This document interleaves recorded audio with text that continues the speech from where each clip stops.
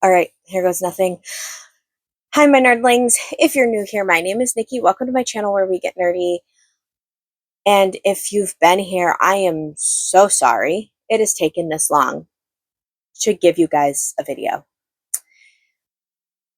I think the last time I uploaded was in August. So my life has been absolutely bananas since August. So August, start of school, right? This year I am teaching 4 biology courses, a health course for high school, 2 health courses for middle school, and a hidden histories of science for high school. Um, Hidden Histories is a course that I dreamed up. It is looking at women, people of color, and LGBTQ plus scientists that normally get swept aside, or like their research got stolen, or whatever it may be. It's giving light to their stories. And so I've been writing curriculum for that. So school year wise, everything's been fantastic. I'm student council advisor now. I'm National Honor Society advisor, but I've been for the past 3 years, so that's like no big deal. The interesting bit of my life has been more personal. Last time we talked, I had 3 kids. I now have 6. Okay. I have Nikolai, Quincy, and Leon that you knew about. I have since gained 2 adoptive kids. That their stories are not mine to share, so I'm gonna not put their story out there. But the last one I can share because it is my story, and that was I got pregnant. I had a positive pregnancy test in August, and that was a whole whirlwind. Pregnancy wise, my son's name's Kaladin. Stormlight Archive, if you know, you know, right? Um, I'll explain his name in a bit. My pregnancy was fine. I had really bad morning sickness. That happens. In November, around Thanksgiving, I started having really low blood pressure, like 80 over 40 low. Okay. My heart wasn't working very well. And then I keep having this heart problem throughout my pregnancy. And then all of a sudden, I get this diagnosis that my son has intrauterine growth restriction. So he's a peanut. My heart isn't working very well. They have me on a special diet where I am drinking almost 2 liters of water a day, if not more. There was some days where I had 5 liters of water in a day. Um, I'm on a high salt diet, a high protein diet. Like there was a high electrolyte like intake. There was so much. This pregnancy was awful. And then I get IUGR. And then they're like, well, your fluid's really low because amniotic fluid, right, in pregnancy is important. Like, it's hugely important. Um, so a normal amniotic fluid score is between 5 and 25. Mine was measuring at like 4 point something. And so they're like, we're going to start checking you and baby more often. It got to the point where I was having ultrasounds every week, from in February and the beginning part of March. March 6th, I got admitted to the hospital because my fluid was so low. It was like 2 point something. And from March 6th on, essentially, I was in the hospital the entire time until my baby was born. I had ultrasounds daily to check on baby and to measure his fluid levels. I was on a fetal monitor, so they put these monitors on your belly If you're a parent, you know what I'm talking about. If you're not, they're like these circles that are like this size. One tracks baby's heart, and the other one tracks contractions. I was on one every 4 hours from March 6th until baby was born. I, so like that's been a lot, right? That is a lot. Baby's born March 23rd. Um, and he's a C-section. He's early. He's 36 weeks and 2 days. Um, Granted, my C-section, that's a Monday, right? My C-section was for Wednesday, so he's not like technically too early, but because my uterus is a piece of shit, basically, they had to take him early. Like, that's why he came at 36 weeks. But then they had to take him even more earlier because of the fluid, right? So it's, go time. I'm in the operating room. They're taking baby out. He's breech. Okay. He's butt down. He's not head down. So they're struggling to get him out to begin with because they're not getting, like, they don't have good leverage. They get him out. I hear him cry. Everything's fine. Like, I'm thinking everything's great. And then not too long later, the pediatrician comes over and says, I'm taking your son to the special care nursery because he needs a little help. I said, okay. So I go to recovery. He goes to special care nursery. And then I get up to the special care nursery and they're telling me my baby's getting transferred to the big hospital in my state, to the NICU because he's not breathing good. They think just his lungs are super underdeveloped. Even though he was given steroids, he's just not doing good. So he gets transferred down there.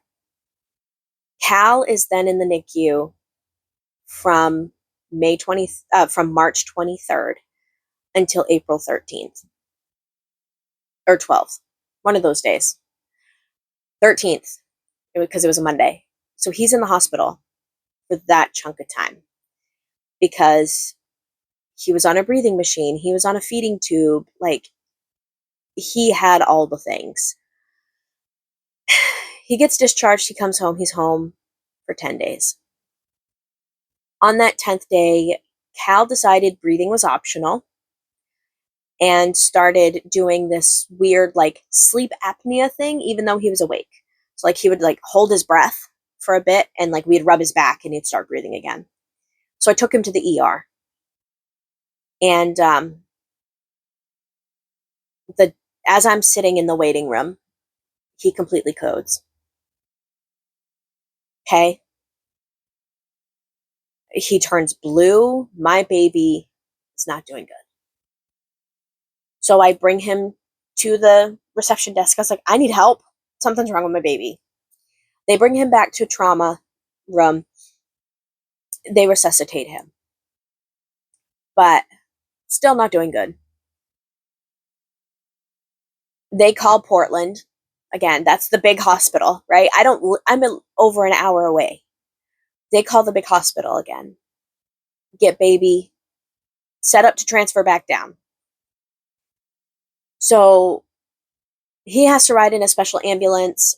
My sister comes to my house. I hop in the shower real quick and I pack a bag because I'm staying with him for however fucking long I need to. So I shower, I pack a bag of clothes and whatnot as she drives me down. And basically I walk into his room and the neonatologist that I have known since his first stint in the NICU comes in and says, what happened?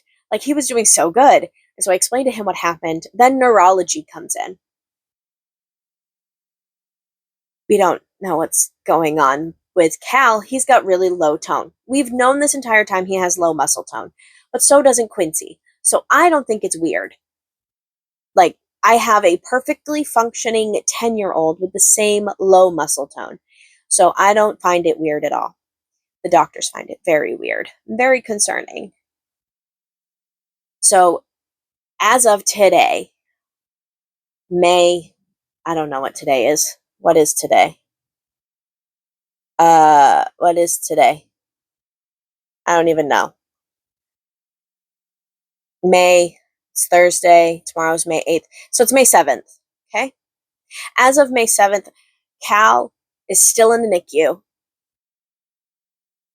So he went into the hospital April 22nd. So he wasn't even home 10 days, he was home 9 days. It was about to be day 10. April 22nd, he gets readmitted. It is now May 7th, and he has had an EEG of his brain, an echo of his heart, an ultrasound of his heart.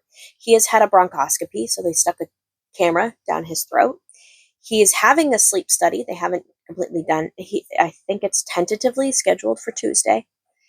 He just all the things. He's been on a ventilator. He's been on a CPAP. He's now back on room air. No oxygen support whatsoever. He had a feeding tube. He's now off his feeding tube. So my baby's doing amazing. But we don't know what caused the apnea. The running theory is that he has acid reflux so bad that he spit up, but because of his low tone, he couldn't get it all the way up. And so it went down his windpipe and he aspirated and he was choking. That's the working theory. But also, amongst all of this, Cal had genetic testing done.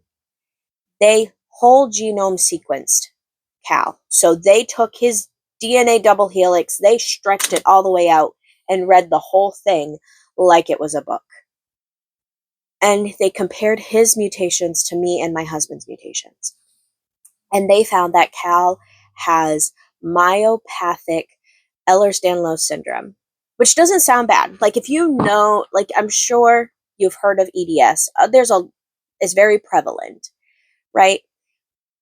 Cal has a form of EDS that it's in less than 20. There are less than 20 cases worldwide confirmed. And Cal has it, which is fine.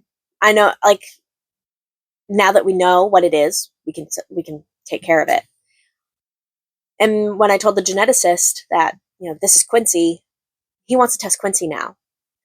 So it's just a mess what my life has been.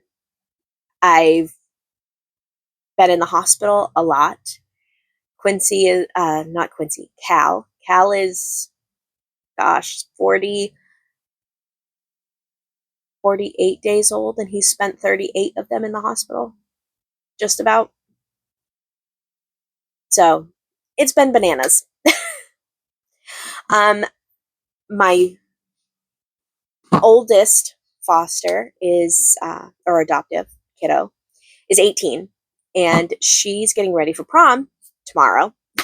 So that's been fun, doing prom dress shopping and shoe shopping and doing like boutonnieres and helping her get ready for prom. I've absolutely loved being a girl mom for a little bit. She came to live with us in December, and I've been having a blast with her. And then the other kiddo that I've unofficially adopted, quite literally is at my house every other weekend, if not every weekend. And sometimes he's here during the week too. He's at my house all the time. Absolutely love him. Like, to the point where I now have a wall in my hallway of all of my children in an 8x10 frame. Like, there's an 8x10 for each of them. There's 6 in there. For Mother's Day, my husband ordered me a mother's ring, and it has all 6 of them represented in my mother's ring. because that's how it's been. But I have missed uploading to my YouTube channel, and I have missed talking to you guys and feeling like I had a purpose with my books. So I want to come back.